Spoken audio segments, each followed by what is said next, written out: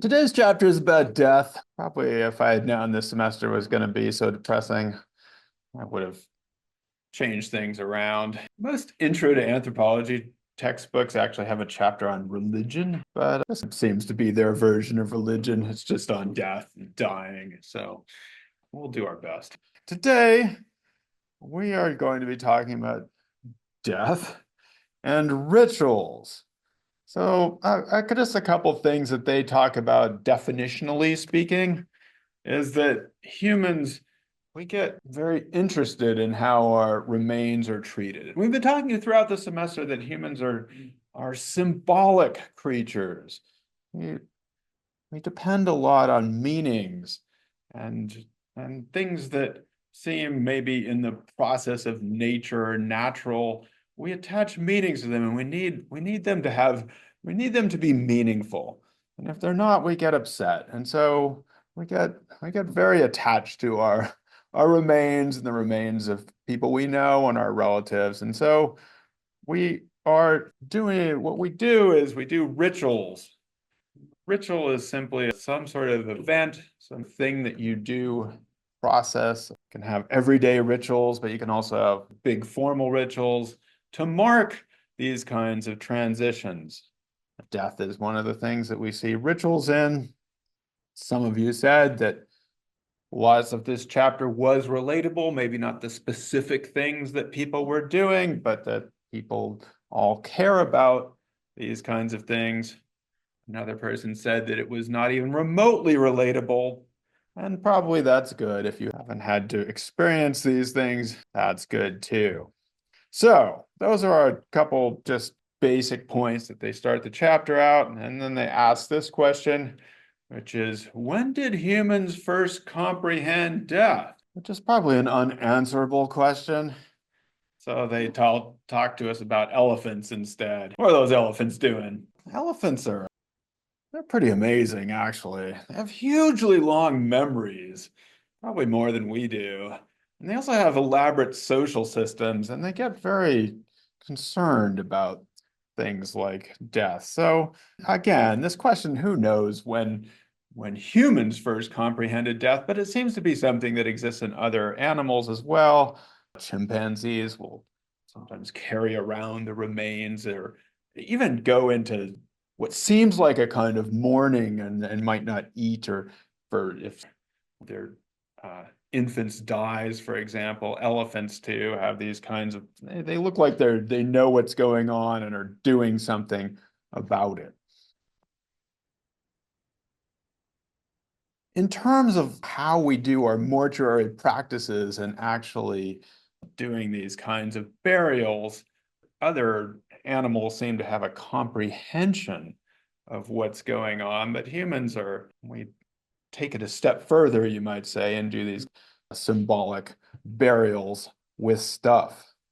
Archaeologically speaking, in terms of where we find the first evidence of burials, actually remember which hominins are first, archaeologically speaking, that we have evidence that there was burials. Our first archaeological evidence is the Neanderthals from about 40 to 60,000 years ago.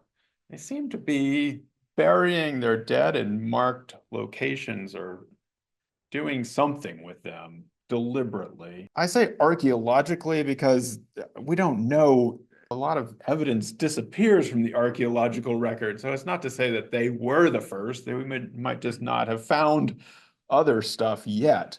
But in terms of what we have from the archaeological evidence, so there's a lot of debate about whether that was truly intentional in terms of they don't seem to be have a lot of grave goods with them or they're it doesn't necessarily indicate that there was a more elaborate ritual element. So with that, we see, well, how long ago for human beings? 30,000 years ago. Now, again, this is archaeologically. I teach this class 5 years from now, or they might push these dates around because we might find other things. But for right now, we say we found this about 30,000 years ago. Does that seem like a long time ago or a short time ago? I don't know. I'm just curious. Does that seem like a long time ago to you or just recently? Fairly new. Yeah, it seems fairly new to me. I expected it to be longer than this. I was expecting more, but yeah, but it seems fairly new, and that's why I keep saying archaeologically. Maybe we just haven't found the stuff we might need to find, and maybe that's yet to be found. It seems a little bit new to me, but again, 30,000 years ago is a pretty long time ago. It's a lot longer than any of us have, many, many, many, many generations ago. And with humans, there's some debate about the Neanderthal burials, what exactly was going on with humans. You start to see different, what they call grave goods, that indicates that people were putting objects of importance with the people that were buried. And so there's this clear intentionality. And if you're putting these objects with people and it looks like they're hoping they'll carry them into some other world, what does that mean? What are people thinking about here when they're burying people with these important things? Yeah, so it seems like they're indicating, we don't know exactly what they're thinking, that death isn't the very end, that they might be doing something in the after period, and it's not just you're dead and it's done. That doesn't mean that who knows what happens, but it seems like there's a belief that it's not over. We also see archaeologically, about 15,000 years ago, you have archaeologically these designated places where people seem to be deliberately buried and with grave goods at about 15,000 years ago. You said this scared you. You might be building your house on a dead person or something. When we remember when we talked about Çatalhöyük, and they might have buried their dead like under the floor. So you'd be living right on top of them and you'd probably have known about it. Don't quote me on that, but yeah. So different people do different things with their dead, but you see there's the emergence of cemeteries, again, archaeologically speaking, around 15,000 years ago. There they are. Now, there's various things that people do, and I asked you for what was relatable. They found the Ganges River tradition, where they cremate the bodies and float them down the river. This is a pretty famous site for Hindu individuals, the sacred Ganges River, and they're cremated and then they can be released into the reincarnated. And actually, we wonder if we had to total up sort of the people who believe in an afterlife in terms of, I don't know, heaven or that you do something as a person, as compared to those who believe in a cycle of life as reincarnation. I think in some ways there might be a balance there between the total number of people. There are different forms of believing in an afterlife. But again, these rituals that you have, they go through another one with the Wari. What are they doing there? Compassionate cannibalism. I guess as composed to mean cannibalism. Compassionate cannibalism. So yes, cannibalism we know of, we think of it as something that you do to people would do to when they're at war with people or something like that, or being bad. But this was the idea that you anyway, the Wari in Brazil say they did this with their dead relatives. And they don't do it now, but they say they did this. I guess I have a couple things to say about compassionate cannibalism. Well, how about cannibalism? So, actually, if you look at most or most funeral traditions, there's oftentimes associated with lots of food for the special people. And it's almost not a funeral if you don't have food and drink, maybe not for everybody, but at least for the people who are closest. And that's where when someone is passing into another state, then you have this big meal celebration. And so I'm not saying that we're all cannibals in that way, but there is actually in many societies this association between you must eat food when you're going through this rite of passage. So on the one hand, this is something that a lot of different human groups, you may not, this may gross you out, but it is associated with consumption and passing things on to the next generation. Oh, you remember that archaeological thing where it looked like oral sex, but it might have been semen being passed between the generations. So this idea that things must be passed on, that they must be consumed and they must be passed on to the next generation is really at the basis for this. Now, having said that, this is a this is a relatively no, this is actually a very unique practice. It's not done today. And the anthropologists that gathered this information, it was based on what people said they did in the past. So this is not something that she went and observed them doing this. It's something that they said they did a long time ago. And I say all that because ideas of cannibalism, going off on a little bit of a tangent here, but ideas of cannibalism are something that people have accused other people of doing for centuries. And really especially in European and, and US society, we are really fixated on the idea of cannibalism. And you can probably go even today, people will get all excited about cannibalism and go on YouTube and look for people who are cannibals and all those kinds of things. And this is actually a very ancient preoccupation that Europeans had when they were first going out and conquering and exploring other peoples. They got very interested in if other people were cannibals. In fact, that was one of the first questions that they would want to know about somebody. Are you cannibals? In fact, the very word cannibal probably comes from a group that was in the Caribbean and was translated back into Europe. But here's the deal. If you are coming into another group and you don't speak their language and you want to ask them if they are cannibals, how are you going to ask people if they are cannibals when you don't speak their language? Yes. You can make gestures. You could make gestures. Yeah. What kind of gesture would you make? So let us say that I don't speak that language and you've just made that gesture. What am I going to think about you? What if I point to you and go like this and then go like, what are you going to think about me? You're hungry. Yes, Or you are hungry. that I am a cannibal, right? And so people got very confused about this. They're like, wait a second, the cannibals have come. So then they're thinking that you're cannibals. And so been this crazy misinterpretation of things. Once people figured this out, then they started to use it. They're like, oh, these Europeans, they're really scared about cannibals. And they're like, oh no, we're not cannibals. It's those people over there. You got to go get them. They're the cannibals. Go get them. And so they'd be like, yeah, bad people over there. Or they'd use it like, yeah, you better watch out, you Europeans. We're going to cannibal you if you come here. Get scared of us. So basically, what I'm trying to say is there's this weird overplaying of cannibalism in terms of it was an obsession of the Europeans. And historically speaking, it does not actually seem like there were that many cannibals in the past. And so when we talk about compassionate cannibalism, and they said that's what we used to do, I'm not sure how much this was actually done. Maybe a few important people were roasted and eaten as a mortuary ritual, but it wasn't something that was widespread and they did with their enemies. Anyway, there we go, the Wari. Also relatable was San Francisco Chinatown stuff. Yeah, so some really interesting stuff that happens in Chinatown.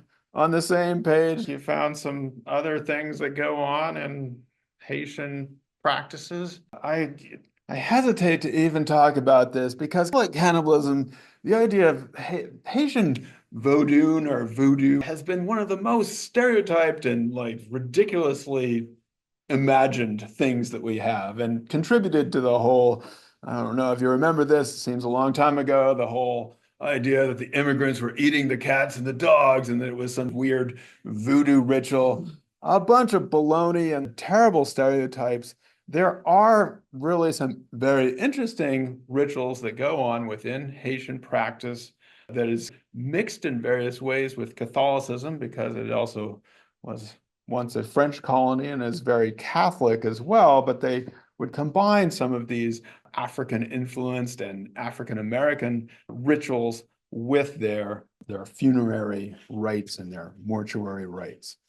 All right, so probably in this Chinatown example, this is probably a person who has social status, because the rituals that we get often are linked to the social status of the people that are involved. If you are a big king or an emperor, what are you likely to get after you die? And your own big private grave. You get your own big private grave. Yeah. So the bigger you are in life, if you're an emperor, a very rich person, you probably get an amazing structure, hopefully a pyramid if you're really cool. You get amazing tombs.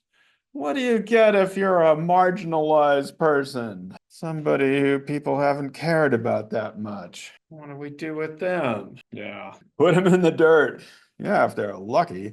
A lot of times we have these kinds of people who are on the margins of society, end up in what we call mass graves or places where they're unmarked, don't know who they were, no names. Some of them involuntarily have been put into medical practice, or had been done in the past, where people who were poor would be appropriated for medical training. So it does really reflect the social status of a society. In the next section, they talk about this idea of rites of passage. And they mention this. I'm going to come back to this at the very end because they mention it, but there's a little bit more anthropology that we could do on this. But for now, we'll just talk about this as, again, these rituals that people do at various life stages. So by rites, I-T-E-S, not R-I-G-H-T-S, that's having a right to something, but a rite is basically a ritual that you do. And by rites of passage, we mean when people transform or are transformed from one stage of life into another. So obviously, when you're born, you were born. Puberty or adolescence, you go from being a child into an adult, and there are often various rituals that we use to mark the passage of someone from a child to a more adult-like state. Getting married, you're transformed from being single into married, and then, of course, we're mostly talking here about death. Now, what's interesting about humans and their rites of passage. What do we all do? What do all humans do when someone passes away? We all grieve. And we all do what they call we openly grieve the loss of those they love. So this seems to be something of a human universal. That is to say, this idea that you mark this openly. Obviously, there are probably private ceremonies as well, but there's an open or public aspect to this. And this seems to be true around different human societies. And we do things, of course, like funerals. What do funerals help us do, Mike? What do they? Yeah, so the funerals are a way to go through this time and to manage those things. 2 years ago this month, my father-in-law passed away, and we're not Catholic, but he went through the whole like Catholic thing. And I have to say, although it took a long time, you went from your viewing, and then you did a mass, and then you did a burial ceremony, and was like three different things. But I had to say the Catholics knew what they were doing. Every part of this was marked off in order to do something specific about how we were supposed to feel moving through these stages. I'll give them credit for the last few hundred years. They seem to be able to get people through this in different ways. Of course, laments. What are laments? It's like the way where people express their grief with like songs and stuff. Expressing grief with song, yeah. What are they doing, Rishpa? What are they doing when they're singing them along? They're helping to pass them to the other world, and so they believe. They're helping to pass them along to the other world with these songs. That's pretty cool. Yeah, maybe better than the Catholics.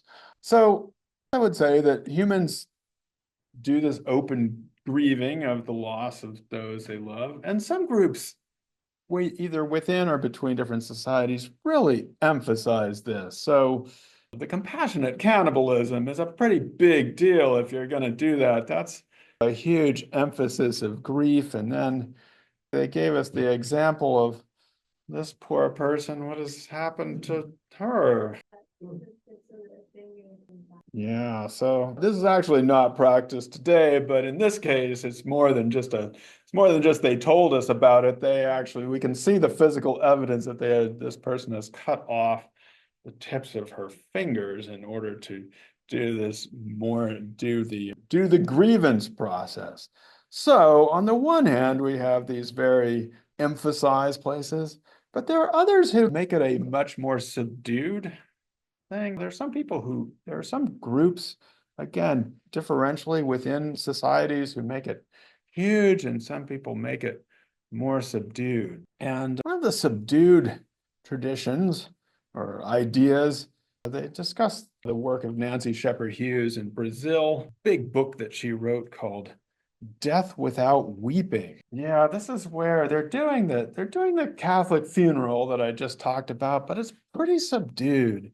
It's pretty perfunctory. You're not supposed to cry very much. The anthropologist here she was talking about, I mean, people who had lost their children and going through these things and really not expressing a lot of grief. And so there has been debate about, well, what's going on there? Like, why is it that people could lose their own children and not be profoundly touched? Is it simply that they're not expressing it and we don't see it? Or is it some defense mechanism for the fact that in this part of Brazil, there is a very high rate of infant mortality? And well, I'll first say that in our society, if we lose an infant or if we lose a child at a young age, it's incredibly sad. It's one of the biggest points of grief. But if you rewound to about 100 years ago in our own society or others, it would be expected that parents would lose. You wouldn't see all your children become adults, that various childhood diseases, which thankfully we've immunized against most of them. It's one of the biggest public health accomplishments is to get rid of some of the killer childhood diseases that would strike infants between the ages of 0 and 2. But in the old days, in the 100, 200 years ago, that would just be a part of life. Like if you were having kids, you would expect that some of them were going to die. And so what Shepherd Hughes is saying here is that in some ways, these rituals, they were not expressing the same level of grief because they lived in economic conditions, very unequal conditions in which this was in some ways, you had to steel yourself against that possibility of your own children passing away. And so it's profound to think about when, as you enter into childbearing years, or even thinking if you were a sibling, you would also expect to lose perhaps one of your siblings during childhood. And it's a very different attitude than most of us have today, where that's the most extreme level of grief. So after talking about the rituals that surround death, like funerals, they also have a section where they talk about how people that in some ways, again, even if a person is gone, people maintain these connections over time with people who have passed away. So someone wanted to talk about the King Ming Festival, which is, again, we often see these kinds of blends of different traditions and ways in which this would be what we would call ancestor worship, but honoring your ancestors in these annual traditions. Interestingly, this under the Chinese communist rule for a while was made illegal. But as soon as that was loosened up, it came right back. And so this is still kind of a big deal today. I had hoped that somebody might find the Dia de los Muertos relatable, but I couldn't get anybody to be relatable about this. Nobody's ever been to a Dia de los Muertos thing? No, wait a second. Wasn't there a movie about this that was pretty popular recently? Yeah, okay. Well, anyway, it's a great time. Oh, the Day of the Dead, mostly associated in our society with Mexico, because that's the closest Latin American society that does this. But it's something that happens through Latin American or societies around November 1 to again honor the people who have passed along, and in some cases, it's said to sort of bring them to remembrance and to communicate them with them.